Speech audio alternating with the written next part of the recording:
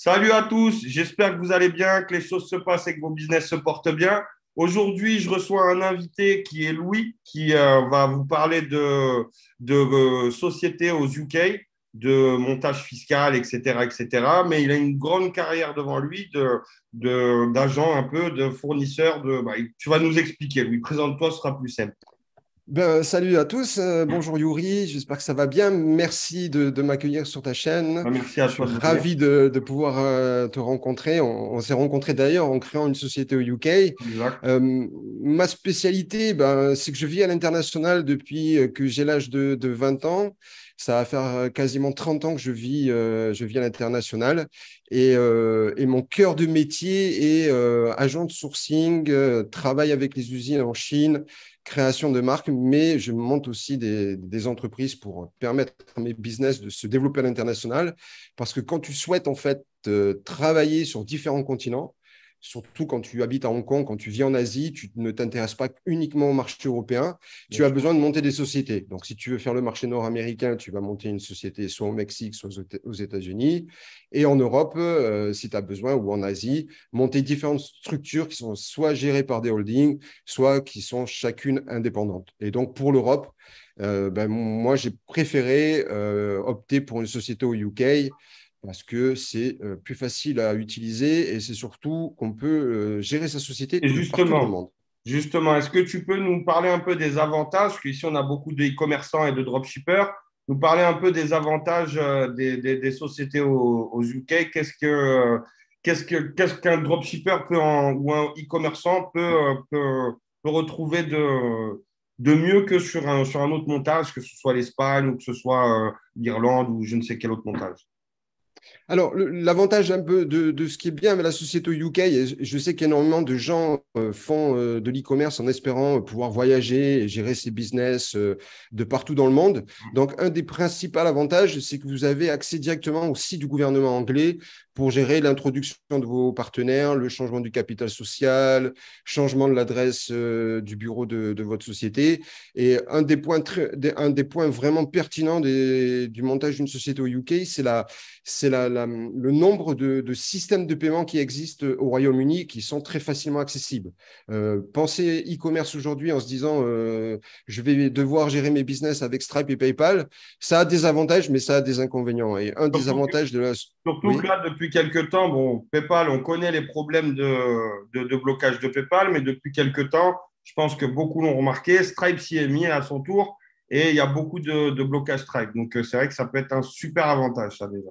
Oui, c'est un des plus gros avantages en fait. Et ce n'est pas uniquement le fait que tu vas avoir plein de systèmes Ah, pour de moi, c'est paiement pas le qui... plus gros. Louis, pour moi, c'est pas le plus gros avantage.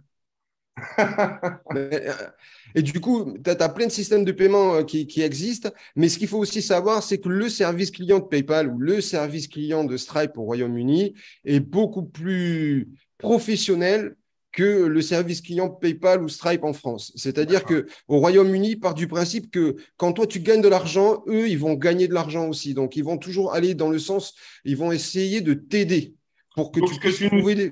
ce que tu nous dis, donc en fait, que là, tu as beaucoup moins même de blocage Stripe et PayPal quand tu as un Stripe PayPal UK que le reste carrément. OK. Absolument, je suis déjà intervenu pour des clients qui avaient de gros blocages sur Stripe et PayPal, puisque Mm. comme je te l'ai dit, je fais pas mal de sourcing et de branding, donc j'ai des fois des clients qui sont vraiment dans la difficulté parce qu'ils se retrouvent bloqués, et comme je leur fais toute une sorte d'accompagnement sur leur service client, là, où se trouvent les colis, etc., donc des fois on parle un petit peu de leurs problèmes qu'ils ont avec les systèmes de paiement, et j'ai déjà appelé pour eux leur système d'encaissement, et moi je passe par la filière anglaise, et là rien que déjà l'interface quand tu appelles au téléphone, c'est détection automatique de la voix. Pourquoi vous nous appelez? On vous met directement en relation avec un opérateur. Et puis quand tu entends la gentillesse des gens qui te répondent derrière, oui, monsieur, je vais vous rappeler, je vais regarder, pas de souci. Puis Mais finalement, on hormis arrive à la obtenir un gentillesse, déblocage. oui, mais parce qu'ils sont gentils aussi, le call center de PayPal France, mais ils ne sont pas efficaces. C'est Pas la... comme au Royaume-Uni, pas comme au Royaume-Uni, pas comme au Royaume-Uni. J'ai déjà testé le PayPal en France. pas comme le Royaume-Uni. Je te le dis, ils partent du principe qu'en fait, quand tu gagnes de l'argent, eux, ils gagnent de l'argent aussi. Et ils sont dans un principe ils détectent pas pour eux, ils ont pas dans l'idée que tu es en train d'essayer d'arnaquer des clients. Ils sont là pour te dire, bah, écoutez, voilà, vous avez un montant de chiffre d'affaires qui est énorme en ce moment. Et par sécurité, on a besoin de vérifier que tout est bien parti. Donc, fournissez-nous tel fichier, tel document, telles informations. Et on arrive beaucoup plus facilement à débloquer les comptes. Donc, D'accord, il n'y a, voilà. y a pas les histoires de 180 jours comme en France. Parce que le PayPal France, plus gros problème, c'est que on va avoir beaucoup de commandes. Dès qu'on a beaucoup de commandes, ils vont demander des documents, ce qui est normal. Mais derrière, ils vont bloquer 180 jours le compte et puis ils disent Minimum. que c'est automatique, qu'ils ne peuvent rien faire. Et puis minimum, parce que des fois, moi, pour quand même travailler, je travaille dans l'e-commerce depuis 2002, donc j'ai quand même j'ai 20 ans d'expérience, donc je vois à peu près par toutes les étapes, l'évolution que j'ai connue dans l'e-commerce, c'est que PayPal, même quand ils te bloquent, des fois, ça peut durer plus de 180 jours. Ah Ils bah peuvent ouais, encore ouais. donc et tu mets en péril ton activité. Donc, je pense qu'un des points forts à avoir une société, une structure entrepreneuriale, c'est déjà d'avoir une société qui te permette de pouvoir avoir un système d'encaissement très rapidement et d'avoir des systèmes d'encaissement qui tiennent le choc. Quand par exemple, tu vas prendre WorldPay au Royaume-Uni, qui est quand même assez facile à ouvrir, s'ils te valident, ils vont pas venir te bloquer parce que tu fais 200 000 euros de chiffre d'affaires en une semaine. Au contraire, ils vont te passer en grade supérieur. Tu vas avoir un opérateur dédié qui va te contacter une fois par mois pour savoir où tu en es, qui va te dire, ben là, ce mois-ci, vous avez fait énormément de ventes, vous êtes dans notre top 10, ils vont te remercier, ils vont t'encourager. Donc, c'était vraiment déjà dans une autre dynamique. En France, c'est quand même, j'ai envie de dire, quand tu gères avec les systèmes de paiement, c'est un petit peu de la sous-traitance, quoi. C'est Ah, pas le marché complètement. prioritaire de PayPal et de Stripe.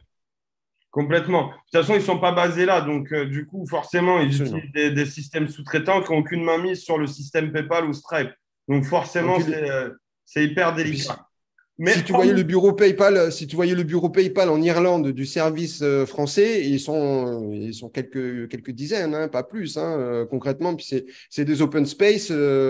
C'est en la rigueur de dire oui, c'est le gars que j'ai eu tout à l'heure au téléphone, mais je lui ai déjà dit bloque-le, allez. mais Enfin, non. en gros, c'est vraiment c'est la campagne quoi dans leur truc quoi. C'est bon, enfin voilà, ce genre de choses que je pense qu'il est un des plus gros, qui est vraiment super important aujourd'hui quand tu crées ta société, c'est être sûr de pouvoir l'utiliser le plus longtemps possible. Parce qu'en France, je ne sais pas toi ce que tu en penses, mais développer un business e-commerce en étant auto-entrepreneur ou micro-entrepreneur, C'est pas possible. c'est… Ça, c'est la légende que beaucoup se racontent pour démarrer, pour espérer pas prendre de risques, parce que ça fait peur de créer une société à l'étranger. Mais une chose, il faut bien vous dire, les lions, une bonne chose, c'est qu'on fait du business sur Internet. Si tu veux faire tout carré en France, si tu veux être que en France, crée une boutique physique. On va pas faire une boutique en ligne.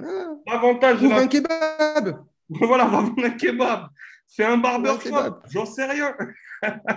Mais au bout du compte, si tu fais un business en ligne, tu peux profiter de fiscalité autre que la fiscalité française. Et ça ne veut pas du tout dire évasion fiscale. On n'est pas les petits-fils à Macron. Il ne faut pas déconner. Non, puis Là, et puis l'évasion fiscale, qu'est-ce que c'est en fait? On va reprendre l'affaire Cahuzac, par exemple, qui est une des plus grosses affaires, qui est une des plus connues. Le problème de Cahuzac, c'est pas qu'il ait des comptes en banque dans le monde.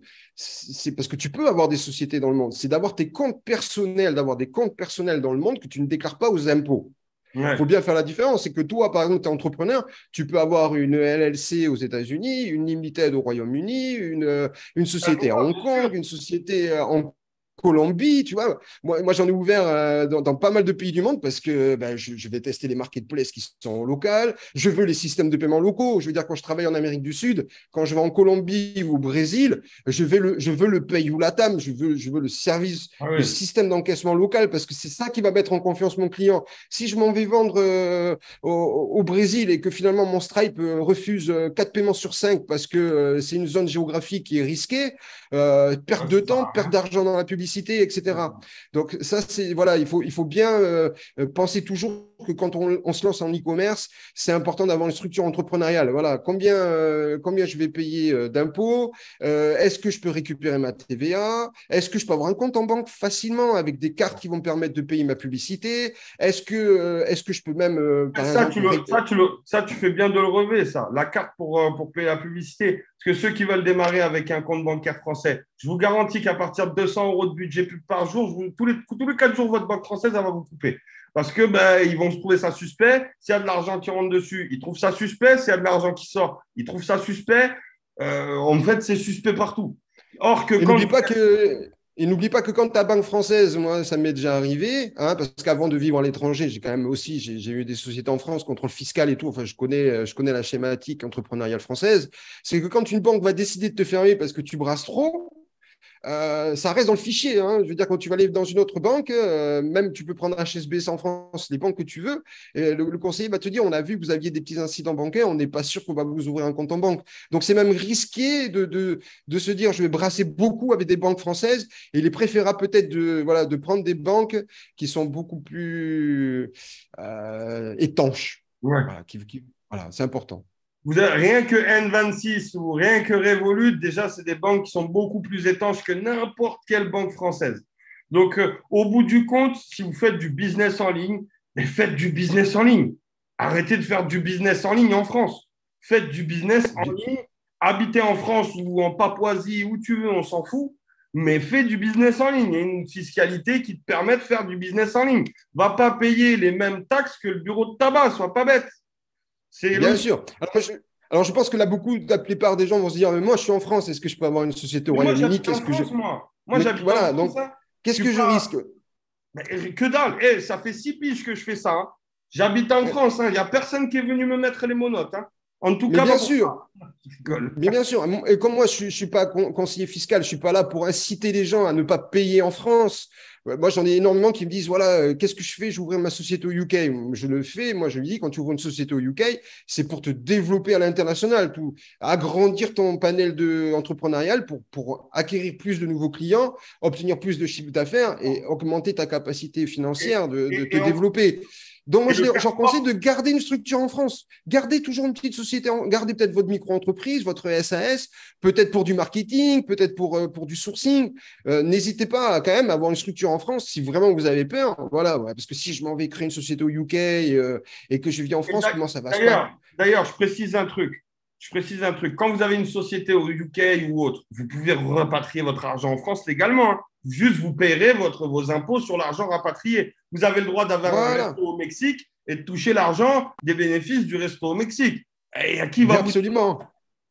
Absolument. Alors après, si tu ne veux pas payer d'impôts en France, moi, ce n'est pas mon rôle là aujourd'hui de dire aux gens comment faire pour ne pas payer d'impôts en France. Encore une fois, tu peux ne pas avoir d'impôts à payer en France. Il suffit voilà, comme par exemple l'abus de bien social n'existe pas au Royaume-Uni.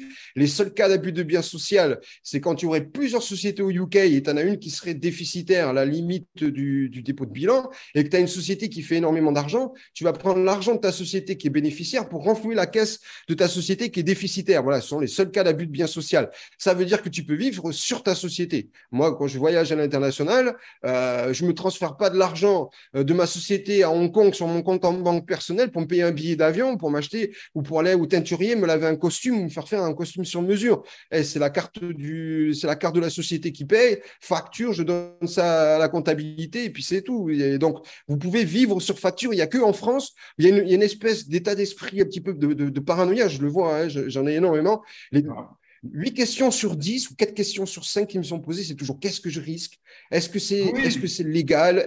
On dirait qu'il y a quelqu'un qui va toquer à la porte de tout le monde. Et la plupart de ces gens, ils sont incapables de savoir combien il y a d'effectifs au fisc en France par rapport à combien d'entreprises. C'est pour ça qu'il faut être balancé déjà pour tomber dans le fisc. Et en plus de ça… Et c'est bien souvent ton comptable. Moi, j'ai eu un contrôle fiscal en France à une époque où j'avais mes propres marques je créais mes bijoux, mes parfums en France, du Made in France, etc. Je change de comptable. 3 semaines après, j'ai des impôts qui viennent et on va déballer 3 ans de ta vie. Ils étaient une fois par semaine dans mon showroom, dans mon warehouse, etc. avec les employés qui voyaient un contrôle fiscal. Et puis finalement, ils ne trouvaient rien du tout. Dès qu'ils voient que tu veux aller dans d'autres solutions, ils préfèrent te mettre dans le trou plutôt que t'aider dans d'autres solutions. Et moi, ce qui me fâche, moi, c'est de voir ces gens qui ont plein de capacités, qui font des boutiques où ils font de l'argent, ils arrivent à enfin se démerder à faire quelque chose, et après, ils se tuent à tout payer en France, à tout payer, comme s'ils avaient un commerce physique, et au bout du compte, à revenir au point de départ, parce que bah, du coup, ils ne gagnent pas d'argent. Tu prends 100K, tu en donnes, Non, 70. Donc, ça tourne rond. Et franchement, ça me fait mal au cœur de voir ça. C'est pour ça qu'aujourd'hui, je vous ramène Louis d'ailleurs, parce que j'en ai fait, moi, des montages aussi, hein, des trucs en Espagne, en Irlande, en fou, des LLC, tout ce que tu veux. Il n'y en a pas moi, 36. j'ai une société en Espagne, hein, c'est d'ailleurs comme ça qu'on a un petit peu échangé aussi. J'étais dans Ouais. la Navarre, parce que tu sais, après aussi, il y a des régions autonomes en Espagne, Voilà, en j'ai fonction fait des statuts qu'ils ont Gibraltar. hérités de l'époque de Franco. Du coup, tu ne payes pas de taxes, machin. Enfin bon, on a testé à peu près tout en Europe, les sociétés en Allemagne, etc., parce que tu veux faire ton Amazon. Donc, tu as été toujours en train de chercher des solutions pour continuer à te développer, parce que toi, tu veux employer du Je veux monde. vendre, mais c'est Tu veux ça. aussi pouvoir acheter des produits moins chers, donc tu as besoin de débiter plus. Donc voilà, tu es toujours en train de chercher. Et je le dis encore une fois, beaucoup de gens m'avaient dit il y a 2, 3 ans, c'était la tendance, un petit peu la mode de la LLC aux États-Unis. Tout le monde disait non, faut faire aux States. Tu vas habiter au J'en faisais partie, Panama. hein. Moi, j'en faisais Ouais, partie, hein. Moi, pour moi, les LLC, c'était le top. Pendant un moment, c'était très, très bien, les LLC. Ça permettait ouais, toujours de mais la jongler. LLC, c'était très bien pour avoir ce qu'on appelle du high risk en système de paiement. Moi, j'ai une LLC, je l'utilise parce que comme toi, j'ai une modeste, enfin, moi, en tout cas, ma chaîne YouTube est modeste, mais j'ai fait des vidéos sur justement les systèmes d'encaissement aux États-Unis et tu peux avoir des high risk où ils acceptent le dropshipping. Tu leur dis, qu'est-ce que tu fais comme activité? Je fais du dropshipping. Ouais. Alors oui, tu dois fournir des documents.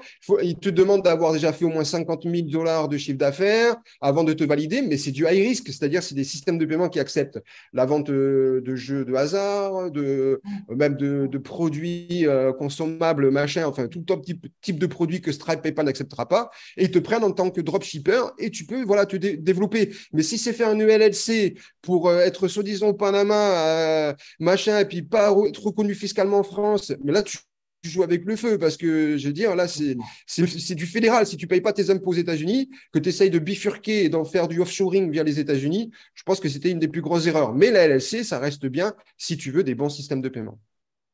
Et c'est pour ça que là, aujourd'hui, tu vas nous parler d'un système. Donc, UK, ceux qui sont intéressés un peu à tous les systèmes fiscaux, vous avez dû forcément entendre parler du UK. Donc, moi, j'ai pu en savoir plus et concrétiser ça grâce à Louis. C'est pour ça que je voulais ramener, parce que j'ai trouvé ça super, le montage et ce qui était possible de faire. Surtout que vous avez des avantages jusqu'à 85 000 euros. Vous ne payez pas de TVA, donc il va vous en parler. Donc, ça veut dire jusqu'à 85 000 euros encaissés sur le compte. Vous ne payez pas de TVA tant que vous ne vendez pas dans le pays, donc tant que vous ne vendez pas au UK. Donc, c'est la petite précision. Est-ce que Voilà, c'est ça. Je nous... vais partager mon écran. Je Vas-y, mets allez. alors, je partage mon écran comme ça pour que tout le monde puisse commencer à regarder. Donc, effectivement, en fait, il y a le principe au UK d'avoir ton stock physique en dehors du Royaume-Uni. C'est-à-dire que quand on va créer ta TVA, par exemple, on va pouvoir créer une TVA dropshipping. C'est-à-dire qu'en fait, tu as juste ton siège fiscal, ton officine qui est au Royaume-Uni. Tes clients sont par exemple en Allemagne ou tes clients sont même aux États-Unis. Hein, tu peux avoir des clients, pas obligatoirement des clients européens. Et tes stocks peuvent être soit en Chine, soit en Espagne, soit en Tchéquie. Et à partir du moment en fait, où tu ne vends pas une clientèle qui est au Royaume-Uni, tu ne payes pas de TVA tu payes pas de TVA au UK. Donc ça, c'est aussi un des avantages d'éviter de payer sa TVA. Bon, maintenant, il y a depuis les nouvelles dispositions de 2021, depuis le 1er juillet, la fameuse TVA USS, mais cette TVA, elle est récupérable. Hein. Là on pourrait parler de la TVA pendant un moment, mais quand vous importez un Mais produit à partir d'1 euro en Europe, dès le premier euro, vous devez payer une taxe d'importation. Mais cette TVA que vous avez payée, que vous payez au gouvernement européen, vous pouvez la récupérer quand vous mais achetez un ordinateur. celle-ci, jusqu'à 85 000 euros, ils peuvent la passer avec leur transporteur ou leur agent. Ouais, voilà, il la paye. Il paye. En fait, quand ils vont facturer, en fait, ils facturent hors taxe. Parce que tout le monde ne fait pas. Alors, je sais que toi, tu as une majeure partie d'audience qui fait du drop, qui fait de l'e-commerce, mais il y en a peut-être après d'autres qui font aussi du marketing ou qui font du service. Et la question, ou qui veulent vendre des formations, etc. Et donc, dans ce cas-là, je conseille quand même la société au UK.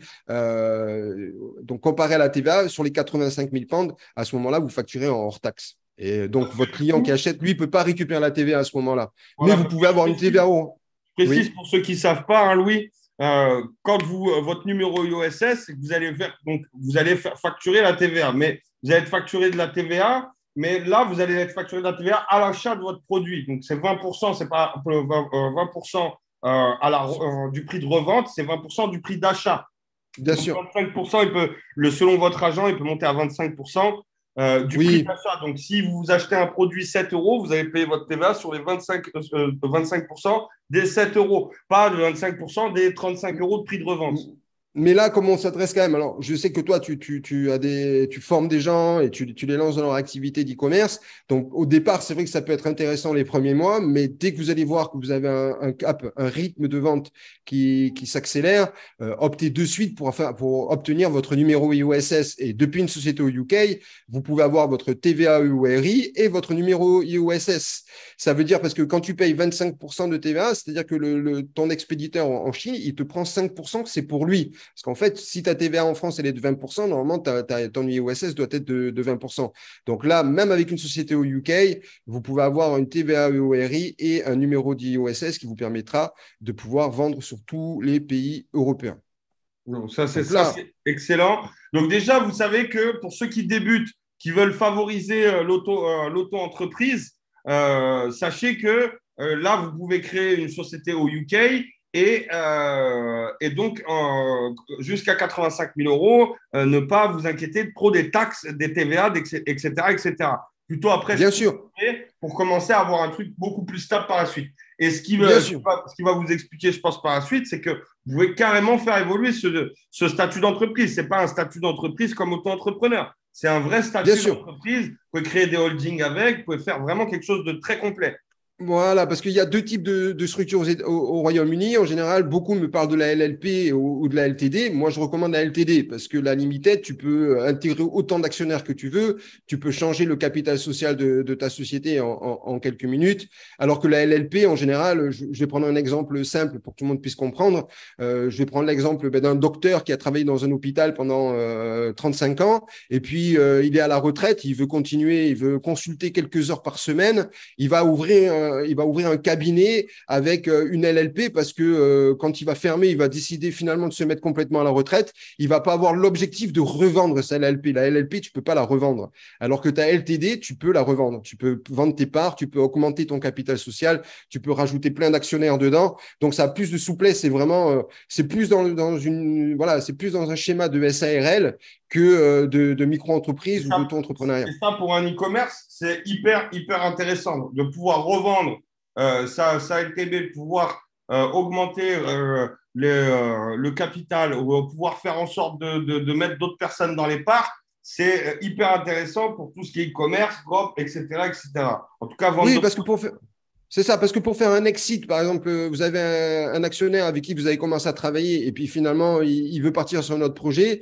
Vous allez sur votre interface du gouvernement et en 3 minutes, vous sortez en fait de la société, vous faites un update et 30 minutes après, c'est en ligne sur les sites de vérification de société que votre actionnaire n'est plus en ligne, en fait, n'est plus dans la société, quoi. Et ça, voilà, si on devait comparer avec ce qui se fait en France aujourd'hui, il faut aller au tribunal de commerce, il faut faire l'appel à un avocat ou il faut voir avec son comptable, faire la mise à jour, faut repayer, et puis ça prend des semaines, quoi.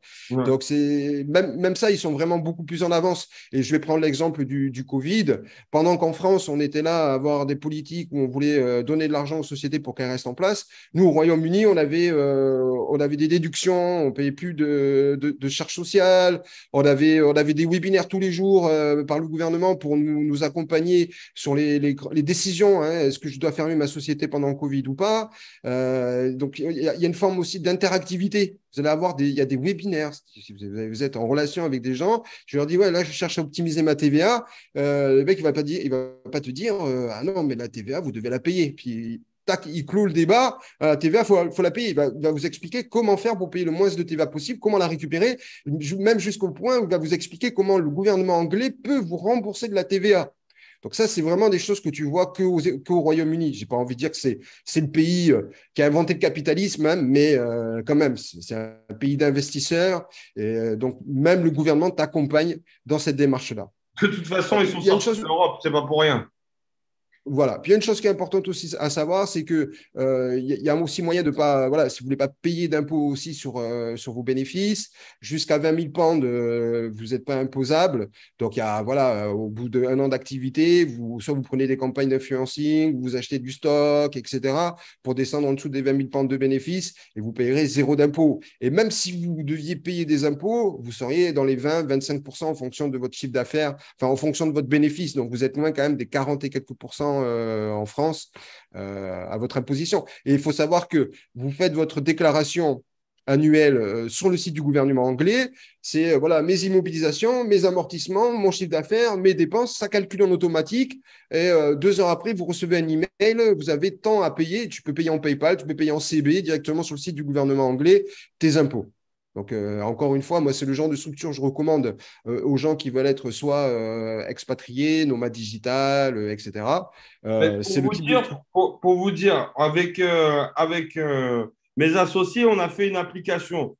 On a fait une application et même pour l'application, on va travailler avec Louis pour pouvoir commencer l'application, la déclaration fiscale de l'application sur ce montage, sur le UK. Parce que c'est beaucoup plus intéressant pour une activité qui démarre, quelle qu'elle soit, d'être sur un système comme celui-ci pour après évoluer, évidemment, évoluer en restant sur celui-ci, hein, parce qu'il est évolutif, encore une fois, vous pouvez créer des holdings, c'est tout à fait valable, ce n'est pas les petites sociétés ou les pseudo-LLC qu'on vous fait créer des fois, ça n'a absolument rien à voir.